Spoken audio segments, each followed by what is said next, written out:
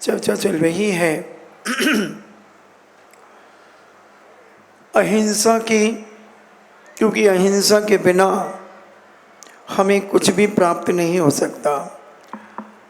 अगर गांधी जी अहिंसा की बात नहीं करते तो ये देश आज स्वतंत्र नहीं होता, क्योंकि जो कार्य प्रेम से और आपसी से निपट सकता है वह क्रोध और अहंकार से निपट नहीं सकता, बिगड़ सकता है। सुभाष चंद्र बोस ने क्रोध दिखा करके और अहम दिखा करके देश को आज़ाद करना चाहा, और गांधी जी ने प्रेम और वात्सल्य को दिखा करके देश को आज़ाद करना चाहा।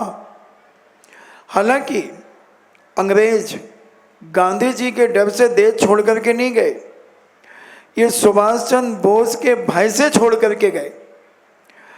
क्योंकि सुभाष चंद्र बोस, तुम मुझे खून दो, मैं तुम्हें आज़ादी दूंगा, तो उनकी दम इतनी थी।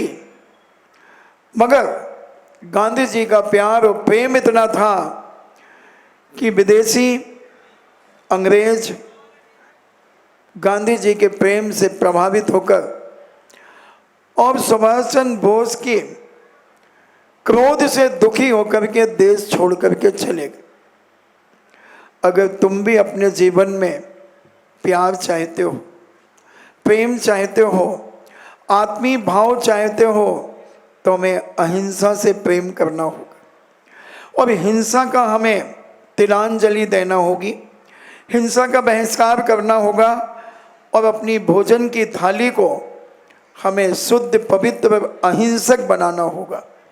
हमें अपने जीवन में जितना हम अहिंसक जीवन जिएंगे उतना ही हमारे जीवन में शांति, सुख, समृद्धि, प्रेम, वात्सल्य, आनंद से हम ओतप्रोत होंगे। और जितना हम हिंसक में जीवन जिएंगे उतना हम अपना जीवन क्रूरता से भर करके, कसायों से ओतप्रोत होकर अपने जीवन को जिएंगे। क्योंकि जीवन जीने की कला प्रत्येक व्यक्ति के हाथ में होती है। कला कहीं से नहीं आती, अंदर से उत्पन्न होती है।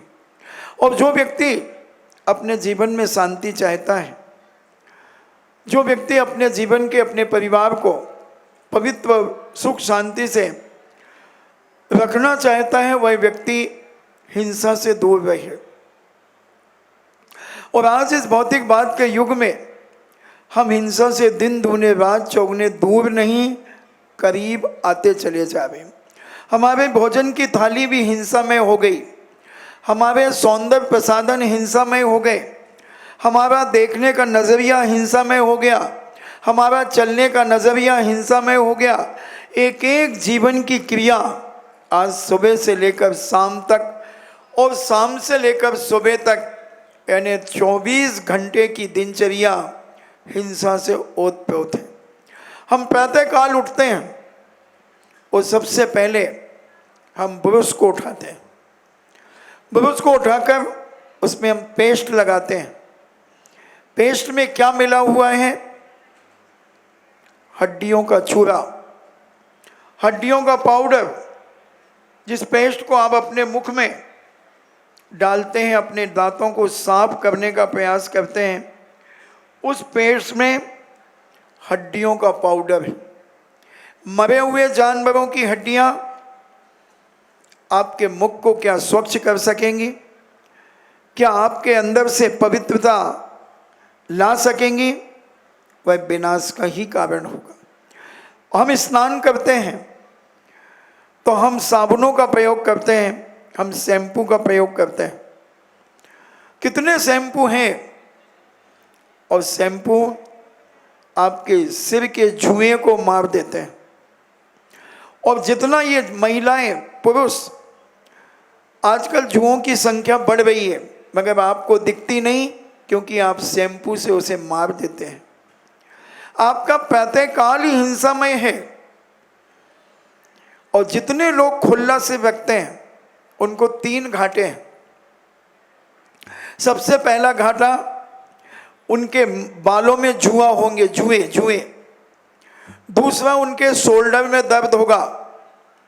तीसरा उनके बाल झड़ना शुरू हो जाएंगे। बहुत सारे लोग आते हैं, महाराज जी क्या करें, हमारे बाल बहुत झड़ते हैं, हम सिर पर कंघी लगाते हैं, बहुत सारे गुच्छे के गुच्छे आ जाते हैं। हम कहते हैं तुम्हारे खुला सिर रखने का ये कार्य है।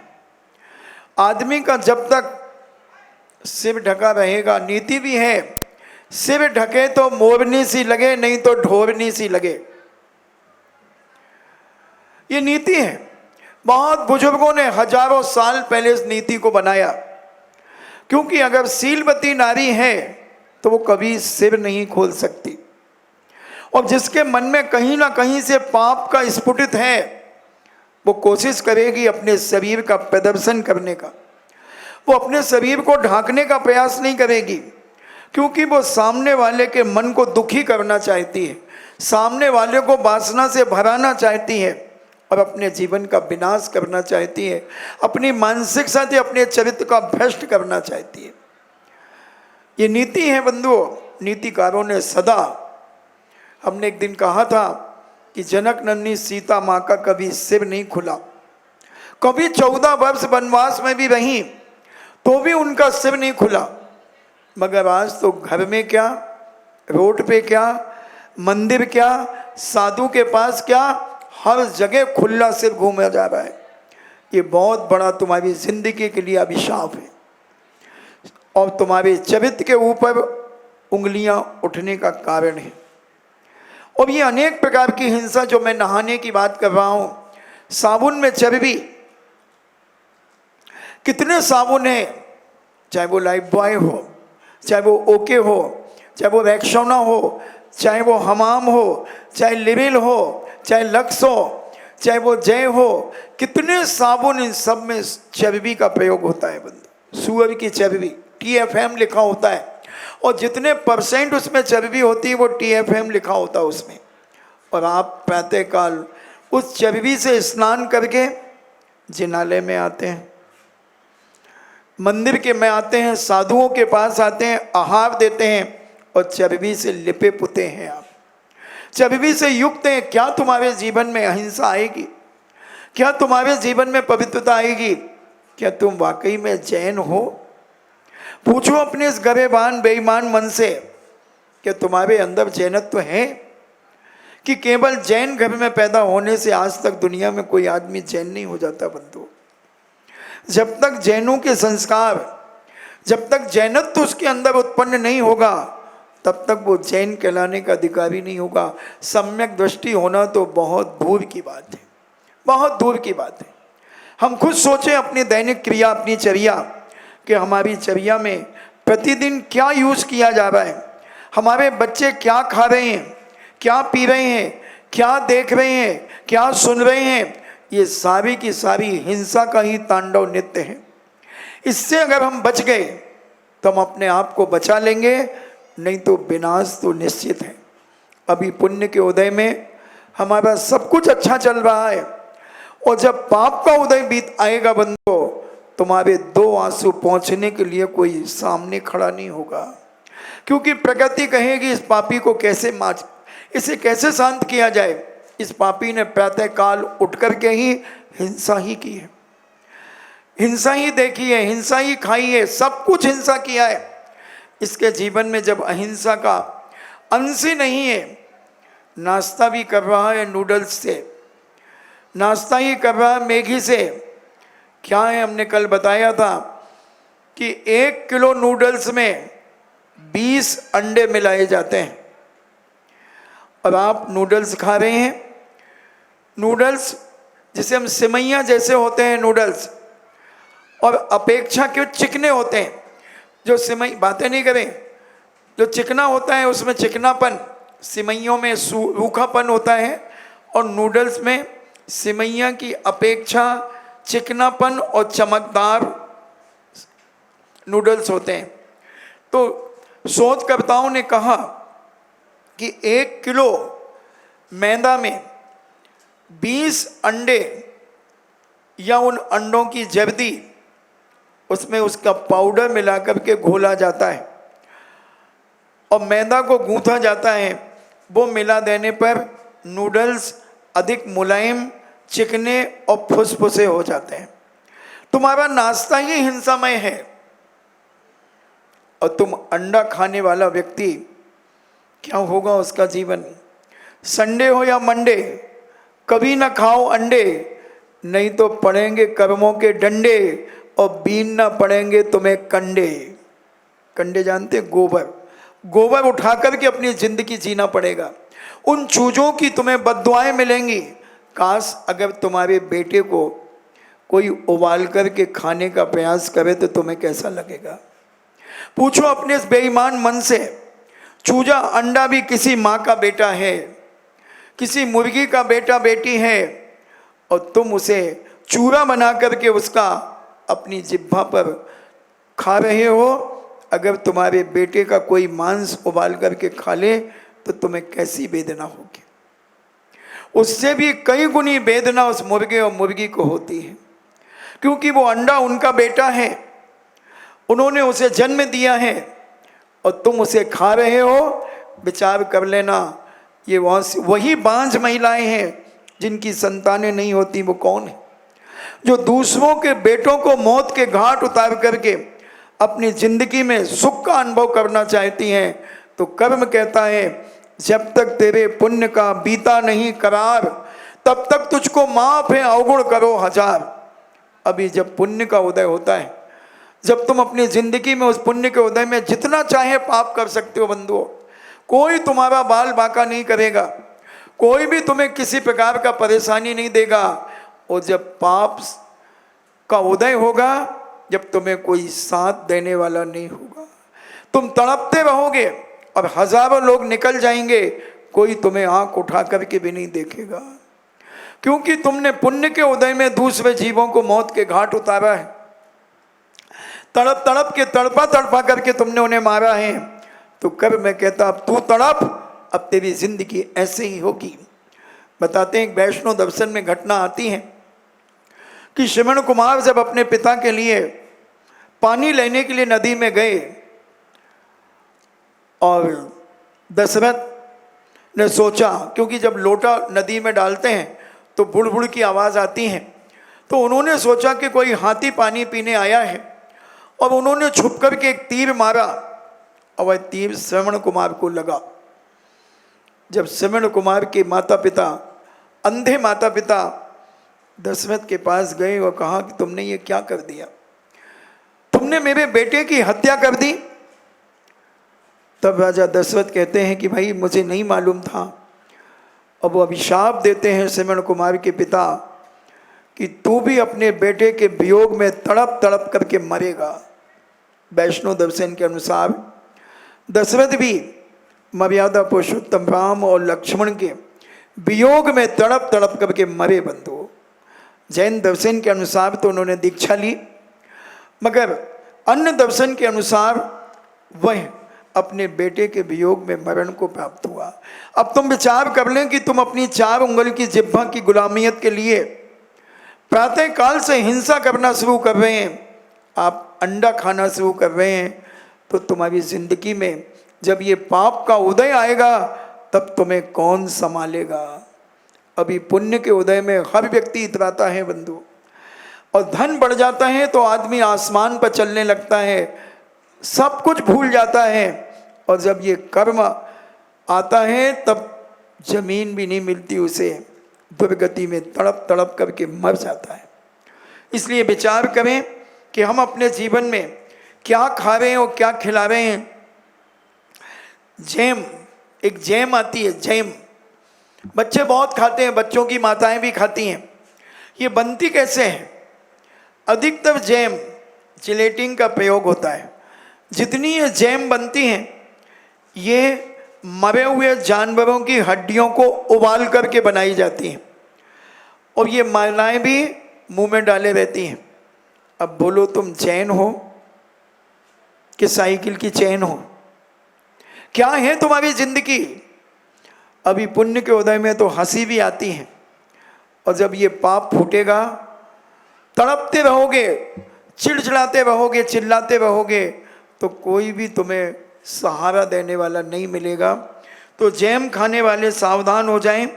जानवरों की हड्डियों, उनकी चमड़ी के रेसे और चमड़ी को उबाल करके जैम बनाई जाती है। अब आप बताओ कितने निकृष्ट हो, जिस चमड़ी को कुत्ता खाता है, जिन हड्डियों को कुत्ता चबाता है, वो हड्डियां तुम जैम के नाम से खा रहे हो। कुत्ते और तुम में क्या अंतर है? कुत्ते की पत्नी कौन होती है? ये बीच बीच में नहीं उठे, बैठ जाओ वहीं पर। कुत्ते की पत्नी कौन होती है जानते हो आप लोग? तो ये कुत्ता हड्डियां चबाता है और जैम आप चबा रहे हैं। अब आप विचार कर लें, जेली का निर्माण भी जिलेटिन से होता है और जिलेटिन जानवरों की हड्डी, उनकी चमड़ी, उनके रेशों को उबाल करके बनाई जाती है। पोलो भी बहुत सारे लोग खाते हैं। मिंटो फ्रेश, ये बहुत सारे लोग खाते हैं। हो सकता है इस सभा में बैठे लोग भी खाते हों, मगर ये बनती कैसे ये समझ लें। इसमें कई गायों की चर्बी मिलाई जाती है और चर्बी क्या होती है? फैट यानी जो आप भोजन करते हैं उससे जो चर्बी बनती है शरीर में, वो गाय की चर्बी निकाल करके पोलो बनाई जाती है। वो एक सफ़ेद गोली होती, वही होता ना पोलो। पॉपिंस जैसे, पॉपिंस तो कलर में होती हैं और एक सफ़ेद जैसे ये हमारे पेंसिल में लगा हुआ है, ऐसे गोल होती है और बहुत सारे लोग खाते हैं। यानी आप गाय की चर्बी खा रहे हैं।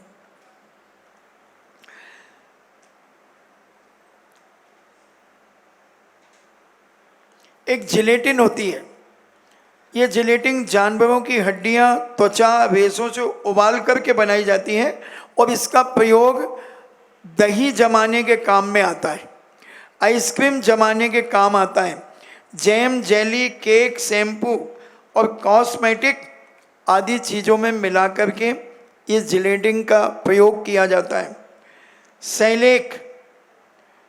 सैलेक लोग खाते हैं। यह कीड़ों की मृत काया है। इन्हें जो कीड़े हैं उनको मार करके ये बनाई जाती है, उनका कलेवर होता है और 333 ग्राम सैलेक के निर्माण में 1 लाख कीड़ों को मारा जाता है। सैलेक यानी 333 ग्राम वजन की एक सैलेक जो बनती है उसमें 1 लाख कीड़ों को मारा जाता है और इसका प्रयोग कैडबरी कंपनी के जैम्स व नाटीज में मुख्यतः से मिलाया जाता है। जो कैडबरी कंपनी है, कैडबरी चॉकलेट जो बनाती है, उसमें जेम्स और नाटीज ये जो उसमें मिलाए जाते हैं, वह विचार करें 333 ग्राम 1 लाख जीवों की हत्या करके बनाया जाता है। और आप और आपके बच्चे और आपकी समाज ये खा रहे हैं। थोड़ा सा विचार करें, थोड़ा जैन कहने के पहले अपना गरेबान झांक लें। अपने इस बेईमान मन से पूछें कि हम जैन हैं क्या? केवल जैन नाम लिखने से कोई जैन नहीं होता, जैन के कारनामे क्या है। एल्बुमेन, एक एल्बुमेन आता है, ये अंडे की जर्दी इसे अपन कह सकते हैं। एल्बुमेन जो है वो अंडे की जर्दी है जिसका प्रयोग मिठाइयों में और ब्रेड में किया जाता है। मिठाई और ब्रेड पर पड़ने वाली परत इस एल्बुमेन की देन होती है। यह बर्गर में ऊपर चिकनापन बनाने में किया जाता है तथा इस पर तिल के दाने चिपका दिए जाते हैं। जो एल्बुमेन होता है ये उसके ऊपर तिल के दाने चिपका देते हैं। और जो बाजार का आटा खरीदती हैं महिलाएं, वो थोड़ा और सावधान हो जाए। बाजार के आटे में क्या है? कुछ मशहूर ब्रांड के रेडीमेड आटे में मछलियों का चूर्ण मिलाया जाता है और हड्डियों का पाउडर मिलाया जाता है। किस लिए? इसलिए, और वो मछलियाँ कैसे प्राप्त होती हैं इन्हें? समुद्र के किनारे पर लहरें जो आती हैं और वापस चली जाती हैं, लेकिन छोटी छोटी जो मछलियाँ होती हैं वो मछलियाँ उस किनारे में रेत में रुक जाती हैं और उन मछलियों को धूप में सुखा करके उनका पाउडर बनाकर आटे में मिलाया जाता है, जिसमें आपका आटा खराब ना हो और वो ज़्यादा दिन चले। डिब्बा बंद चीज़ें, sandwich, burger, pizza, Maggi, chips, paratha, बलूचा, chow mein, noodles, toast, bakery products आदि ये पदार्थ जो हैं, इनमें क्या मिलाया जाता है? अजीनोमोटो। अजीनोमोटो क्या है? अजीनोमोटो मछलियों को सुखाकर इनका पाउडर बनाया जाता है और यह अजीनोमोटो आपकी बहुत सारी खाद्य सामग्री में मिलाया जाता है। हमने बहुत सारे हलवाइयों से बात की, हमने कहा कि तुम ये अजीनोमोटो क्यों मिलाते हो? तो हमें 8-10 हलवाइयों ने बताया कि महाराज जी, हमारे पीढ़ी दर पीढ़ी जैन समाज के यहाँ हमारे यहाँ काम होता था, मगर हम जैन समाज के भोजन में ये अजीनोमोटो नहीं मिलाते थे। तो एक बार क्या हुआ, सारे लोगों ने निर्णय कर लिया कि अपन इसको नहीं बुलाएंगे क्योंकि इसके भोजन में टेस्ट नहीं होता है। थोड़ी देर रुक जाओ, इतनी जल्दी क्या है तुम लोगों को? या तो बैठो मत, और अगर बैठो तो उठ के जाना, आपको धर्म का अपमान माना जाता है। कोई ज़रूरत नहीं है मुझे, मैं तो प्रवचन करने की मुझे बीमारी नहीं है। तो ये अजीनोमोटो जो होता है मछलियों को मार करके बनाया जाता है। तो उन हलवाइयों ने कहा कि हम मजबूर हैं, 6 महीने तक मुझे जैन समाज से कोई भी ऑर्डर प्राप्त नहीं हुए। बहुत सी शादियां हुई, लोगों के यहाँ मरण का 13वां हुआ, सब कुछ हुआ, मगर किसी ने हमें नहीं बुलाया और दूसरों को बुलाया। और जब हमने उनसे पूछा कि भाई हमें क्यों नहीं बुलाया, तुम्हारे तो पीढ़ी दर पीढ़ी हमारे बाप दादाओं को बुलाते थे, तो बोले कि तुम्हारे भोजन में अब टेस्ट नहीं आता है। तो उन्होंने कहा भाई हमने अजीनोमोटो मिलाना बंद कर दिया है आप जैन समाज के कार्यक्रम में। बोले इन चीज़ों से तुम्हें मतलब नहीं है, अगर तुम्हें टेस्ट देना है तो तुम्हें जो करना हो तुम तो टेस्ट दो। अब बोलो वो जैन है कि शूद्र है जो कह रहा कि तुम तो जो मिलाना मिलाओ मगर टेस्ट दो? तो ये अजीनोमोटो बड़ी बड़ी महिलाएं भी उन भोजनशाला में जाकर के खाती हैं, सामूहिक शादी ब्याह के भोजनों में खाती हैं। अब बोलो तुम क्या खा रही हो? सोना विचार करना, केवल ये 4 अंगुल की जिह्वा की गुलामियत के लिए इतने पागल मत हो जाओ, इतने गिर मत जाओ कि हम मछलियों को खाना शुरू कर दें, हम मछलियों का पाउडर खाना शुरू कर दें। ये रेडीमेड बाजार के आटे, इनमें ये सारी चीज़ें मिलाई जाती हैं। तो आप विचार कर लें आपको क्या करना है।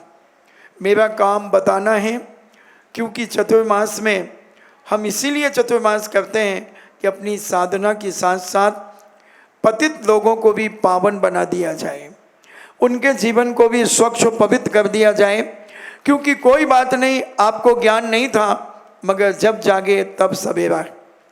मेरा तो सिद्धांत है कि सुबह का भूला अगर शाम को घर लौट के आ जाए तो मैं उसे भूला नहीं कहता, मैं उसे डिज्नीलैंड का झूला कहता हूँ।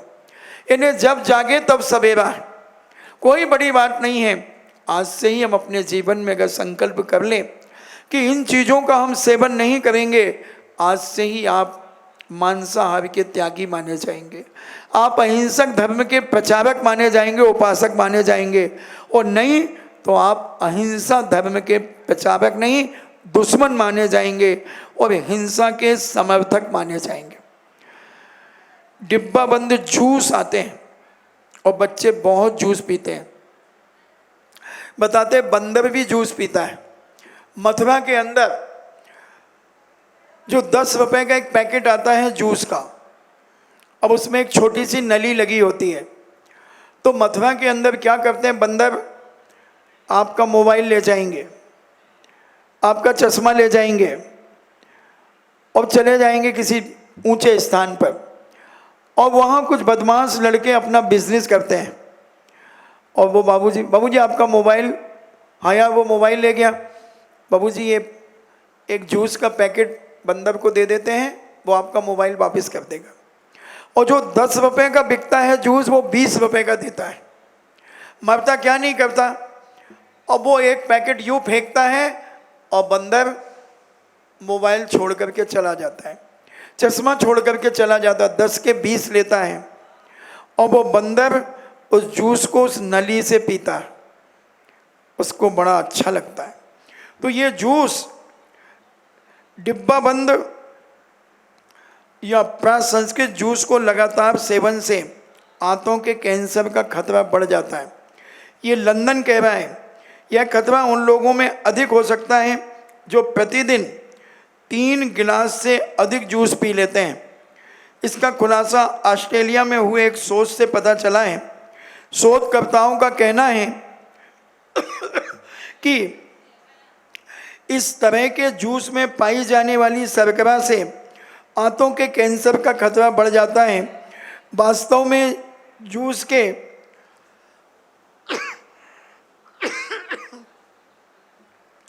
प्रसंस्करण के दौरान उसमें से फलों के बहुत से ऐसे तत्व समाप्त हो जाते हैं जो आंतों के कैंसर बचाने में कारगर होते हैं। समाचार पत्र डेली मेल के अनुसार शोधकर्ताओं ने 2200 लोगों को खान पान के आधार पर यह निकाला कि 2200 लोगों का टेस्ट हुआ और इससे कैंसर जैसी भयंकर बीमारी आपके जीवन में हुई। तो हम अहिंसा की बात करना और अहिंसा से बात करने की बात जो 4-5 दिन पहले मैंने आपसे कही थी, तो आप समझें केवल बातें करने से कुछ नहीं होता, कुछ जीवन में करने से होता है। बहुत सारे लोग अहिंसा की बात करते हैं। बौद्ध ने भी अहिंसा की बात की है, यीशु ने भी अहिंसा की बात की है, मगर भगवान महावीर ने अहिंसा से बात की है। अहिंसा की बात और अहिंसा से बात में जमीन और आसमान का अंतर है। समझें कि अहिंसा क्या है। यीशु ने अहिंसा की बहुत बड़ी बड़ी बातें की, मगर उन्होंने अपने फॉलोवरों के लिए कभी ये नहीं कहा कि तुम मांस मत खाओ। यीशु ने स्वयं जब उनके फॉलोवर उनके पास गए तो उन्होंने मछली और रोटियां दी उन्हें खाने के लिए। और आज जितनी ईसाई समाज है, आप देखें सारे के सारे मांसाहारी हैं। स्कूल के टीचर, क्रिश्चियन स्कूल के टीचर भी मांसाहारी हैं और उनके स्कूल में सब कुछ अलाउ है। आमलेट भी ला सकते हो, मुर्गा भी ला सकते हो, सब कुछ ला सकते हो। और क्रिश्चियन स्कूल में एक बच्चों के टिफिन का शेयर करते हैं। तुम एक दूसरे को अपना भोजन दो। अब मान लीजिए सामने वाला बच्चा अंडा लेकर के आया है, अंडे का आमलेट लेकर के आया है, और तुम्हारा बच्चा पराठा लेकर के गया है, तो वो एक टुकड़ा पराठे का उसको देगा, तो वो एक आमलेट का एक टुकड़ा उसे दे देगा। अब तुम्हारा बेटा भी आमलेट खा के आया है, कुछ दिनों में वो कहेगा मम्मी आमलेट बनाओ। अलवर के अंदर ऐसी एक घटना घटी। बच्चे शेयर करते थे और कुछ दिन के बाद वो बच्चा कहता अपनी माँ से, माँ आप आमलेट क्यों नहीं बनाती हो? हमारा दोस्त है वो रोज आमलेट लाता है और मैं भी उसका एक टुकड़ा आमलेट खाता हूँ। उसकी माँ रोने लगी कि बेटा तू ये क्या कर रहा है? अपन जैन है, अपन कोई छोटे लोग नहीं हैं, अपन शुद्ध शाकाहारी लोग हैं, पवित्र, अपन अहिंसा धर्म के पालक हैं, और तुम क्या खा रहे हो? और वो बच्चा तो जिद कर गया कि माँ आप आमलेट बनाइए। फिर जब मेरे पास वो लेकर के आई, मैंने उसे 1 घंटे समझाया और कहा बेटा ये एक आमलेट खाना यानी एक मुर्गी को खाना है, क्या तुम मुर्गी खाओगे? मैंने उसे एक कीड़ा दिखाया, हमने इस कीड़े को तुम खाओगे? बोले नहीं। हमने ये मकोड़ा खाओगे? नहीं। तो हमने कहा वो तो इससे बड़ा जीव है। और एक चित्र दिखाया कि अंडे में से चूजा निकलता हुआ, तो उसने कहा ये अंडे में चूजा होता है? मैंने हाँ, एक छोटी मुर्गी होती है अंडे में। अब बोलो आमलेट अंडे से बनता है यानी वो मुर्गी के चूजे से बनता है। वो बच्चा तड़प गया और बेहोश हो गया, वहीं कमरे में बेहोश हो गया। उसके ऊपर जब ठंडा पानी डाला, थोड़ी अमृत धारा सुंघाई, हवा कराई, जब वो होश में आया, 11-12 साल का बच्चा था, जब उसे बताया गया कि बोलो बेटा अब तुम क्या करोगे, क्या अपने दोस्त के टिफिन की वस्तु खाओगे? उसने कहा नहीं, अब मैं नहीं खाऊंगा, मैं भूखा रह सकता हूं मगर अपने दोस्त के, किसी भी दोस्त के टिफिन की वस्तु नहीं खाऊंगा। और आपके बच्चे जितने कॉन्वेंट्स में जा रहे हैं, ये एक दूसरे का भोजन कर रहे हैं, और ये चूजा अंडा खा रहे हैं, और हम अहिंसा की बात कर रहे हैं। हम अपने आप को जैन की गरिमा से विभूषित कर रहे हैं। थोड़ा सा विचार करें, हम क्षत्रिय ब्राह्मण, हम राम के भक्त बनना चाहते हैं, हम हनुमान के भक्त बनना चाहते हैं, हम मुख से राम के जय जयकार लगा रहे हैं और मुंह में क्या डाल रहे हैं? अंडा खा रहे हैं। हम भगवान महावीर का जयकारा लगा रहे हैं, हम भगवान राम का जयकारा लगा रहे हैं, हम राम की बारात निकाल रहे हैं, हम जनकपुरी बना रहे हैं, हम पता नहीं क्या क्या बना रहे हैं, मगर हम खा क्या रहे हैं? समझें, समझने का प्रयास करें। और ये अहिंसा की बात यीशु ने भी तो की, मगर अपने फॉलोवरों के लिए मछली और अंडा भी उन्होंने बांटा। बौद्ध भी अहिंसा की बात करते हैं, बौद्ध भी अहिंसा की बात करते हैं, मगर बौद्ध दर्शन के फॉलोवर आज पूरा चाइनीज बौद्ध धर्म से विभूषित है, जापान, मगर ये क्या खा रहे हैं? क्या खा रहे हैं? इनके बच्चे क्या खा रहे हैं? ये क्या खा रहे हैं? कोरोना के अंदर जब मैं बिजोलिया के अंदर था तो मुझे एक वीडियो दिखाया गया, 3 साल के बच्चे को एक माँ, प्लेट में पानी है और उसमें छोटे छोटे काले काले कीड़े उस प्लेट में चल रहे हैं, और एक एक कीड़ा वो चम्मच में लेकर के अपने 3 साल के बच्चे को जिंदा कीड़ा खिला रही है। जैसे एक शाकाहारी माँ, एक अहिंसक माँ अपने बेटे को बिया खिलाती है, सिमैयाँ खिलाती है, अपने घर में शुद्ध दूध में बनाकर, वैसे वह माँ उसे वो खिला रही है और वह बच्चा कच कच करके उनको कचर कचर करके खा रहा है। कहाँ है बौद्ध के सिद्धांत? कहाँ है बौद्ध की बात? बंधुओं, विचार तो करें कि हम अहिंसा की बात करना और अहिंसा से बात करने में कितना अंतर है। हम बहुत बड़ी बड़ी बातें करते हैं अहिंसा की, तो बौद्ध ने भी अहिंसा की बातें की, और बौद्ध के सारे फॉलोवर आज उनके साधु संत भी पता नहीं क्या क्या खाते हैं। और जब बौद्ध का एक शिष्य बौद्ध से कहता है, भंते मैं भिक्षा के लिए जा रहा हूँ, मुझे भिक्षा कैसी लेनी चाहिए? बौद्ध कहते हैं कि तुम अपना पात्र लेकर के जाओ और तुम्हारे पात्र में जो भी वस्तु आ जाए उसे तुम ग्रहण कर लो। आनंद नाम का शिष्य था, और वह आनंद जब भिक्षा के लिए गया तो पात्र को यूं लेकर के जा रहा था, और जहां भी जाता पात्र को यूं करता। उसी समय आकाश मार्ग से कोई चील एक मांस का टुकड़ा लेकर के जा रही थी, और दूसरी चील उसके पीछे पड़ गई, और दोनों चील लड़ने लगे। तो चील के मुख से मांस का टुकड़ा नीचे गिरा, और काकताली न्याय से वह मांस का टुकड़ा उस आनंद के पात्र में जाकर के गिर गया। काकताली न्याय वो कहलाता कि अचानक कोई घटना घट जाए, उसे काकताली न्याय कहते हैं। जैसे एक पेड़ से आम गिर रहा था, उसी समय कोई कौवा निकला, उसके मुंह का एंगल बना, उसने उसको पकड़ लिया, ये काकताली न्याय कहा जाता है। तो ऐसे जब वो आनंद के पात्र में मांस का टुकड़ा गिरा, वो घबरा गया, अब एकदम भागते भागते बौद्ध के पास आया और कहता, भंते हमारे इस पात्र में मांस गिरा हुआ है, मीट गिरी हुई है, इसका क्या करना है? बौद्ध कहते हैं, तुमने मारा तो नहीं है? बोले नहीं। बोले ये अपने आप गिरा ऊपर से? बोले इसे खा लो। आप देखें चाइनीज के अंदर गरम तवे के ऊपर जिंदा मछलियां पकड़ पकड़ करके डालते हैं, अब वो तड़पती रहती हैं, अब वो सिक जाती हैं, अब उसे वो खा लेते हैं। कहते हमने मारा नहीं, वो तो मर गई। वो कहते मारो मत, कमरे में एक जानवर को बंद कर दो, 2-4 दिन में भूखा प्यासा मर जाएगा, उसे तुम खा लो, वो तो मर गया, तुमने मारा नहीं है। तो ये अहिंसा है क्या? विचार करें, जिस चाइनीज से हम सामान खरीद रहे हैं वो चाइनीज हमारे पैसे का कितना बड़ा दुरुपयोग कर रहा है। तो ऐसी चीज़ों का बहिष्कार भी करना चाहिए। सारे भारत के लोगों को चाइनीज चीज़ का बहिष्कार करना चाहिए। अभी पूज्य श्री ने इसके कुछ दिन पहले बहुत महत्वपूर्ण प्रवचन दिया था। आप विचार करें, अहिंसा की बात करना और अहिंसा से बात करना।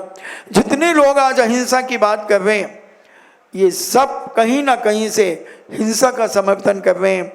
और भगवान महावीर स्वामी की अहिंसा, इस अहिंसा को देखें। महावीर एक बालक अवस्था में थे, बहुत छोटी अवस्था में माँ के साथ उंगली पकड़ करके एक बगीचे में भ्रमण कर रहे थे। उनकी माँ का पैर घास के ऊपर पड़ा। महावीर चिल्लाए, माँ माँ, क्या तू मुझे मारना चाहती है? माँ कहती, बेटा क्या बात करते हो? बोले, देखो माँ, मेरी पीठ पर तुम्हारे पैर का निशान। देखो माँ, हमारी पीठ पर तुम्हारे पैर का निशान। माँ कहती है, ये क्या कह रहे हो? और महावीर अपनी शर्ट कमीज को उठाते हैं, माँ के पैर का निशान था। बेटा ये कैसे हुआ? माँ, तू जिस घास के ऊपर चल रही है उसमें वही आत्मा है जो मेरे पास आत्मा है, वही आत्मा उस घास में। इस पेड़ में प्राणी मात्र की आत्मा अलग अलग है माँ, और तुम इसे पैरों से कुचल रही हो। माँ, कहाँ गई तुम्हारी दया, करुणा, प्रेम, वात्सल्य, आत्मी भाव? माँ कहती है, क्या हुआ? और आप भी कह सकते हैं, ऐसे कैसे हुआ, कैसे हो सकता है? इसी का नाम संप्रेषण होता है। आपने एक लैला मजनू फिल्म देखी होगी, देखी ना? जब मजनू पिटता है तो लैला के शरीर में निशान उछलते हैं बैंत के, और जब मजनू पिटता है तो लैला के, और लैला पिटती है तो मजनू के शरीर में। ये संप्रेषण है। बहुत सारे संप्रेषण होते हैं। हम जब यहाँ किसी को याद करते हैं अगर, तो घर पे उसको याद आता कि शायद मेरी चर्चा चल रही होगी। अब वो संप्रेषण हम कितना पकड़ पाते हैं वो हमारे ऊपर डिपेंड करता है। कितनी आत्मीयता से हम उस चर्चा को कर रहे हैं वो डिपेंड करता है। तो ये अहिंसा महावीर ने कही कि प्राणी मात्र के अंदर जीव है। और जितने आज अहिंसा की बात करते हैं ये केवल मानव तक अहिंसा की बात करते हैं। ये मानवता इनके अंदर नहीं है, मानव की रक्षा करना इनका काम है, बाकी मानवता का विनाश करना इनका काम है। एक भी जानवर, पशु को ये जीव नहीं मानते। मदर टेरेसा ने कभी जानवरों को नहीं बचाया, उन्होंने मनुष्यों के लिए हॉस्पिटल खोला, मनुष्यों की सेवा की। तो चाइनीज की अहिंसा और यीशु की अहिंसा अलग है, और भगवान महावीर की अहिंसा प्रत्येक प्राणी के लिए है, उसकी रक्षा करने का भाव है। बंधु, आपका समय हो रहा है, हम समझें अपने जीवन में कि हम कितने अहिंसक हैं, हम अपने जीवन में कितने % अहिंसक हैं। जब तक हमारी भोजन की थाली शुद्ध नहीं होगी, पवित्र नहीं होगी, तब तक हम अहिंसक कहलाने के अधिकारी नहीं हैं। अगर वाकई में तुम अहिंसा धर्म को अपनाना चाहते हो तो हमें सबसे पहले अपनी भोजन की थाली का शुद्धिकरण करना होगा, अपनी खाने पीने की चीज़ों पर देख रेख करना होगी। और अगर ये देख रेख आपने कर ली तो आपका जीवन दिन दूना रात चौगुना उन्नति के साथ साथ पवित्रता की ओर बढ़ेगा। हम विचार करें अपने जीवन में कि हम क्या खा रहे हैं। बाजार की चीज़ें, डिब्बा बंद चीज़ें, यानी मांस ही खाना है।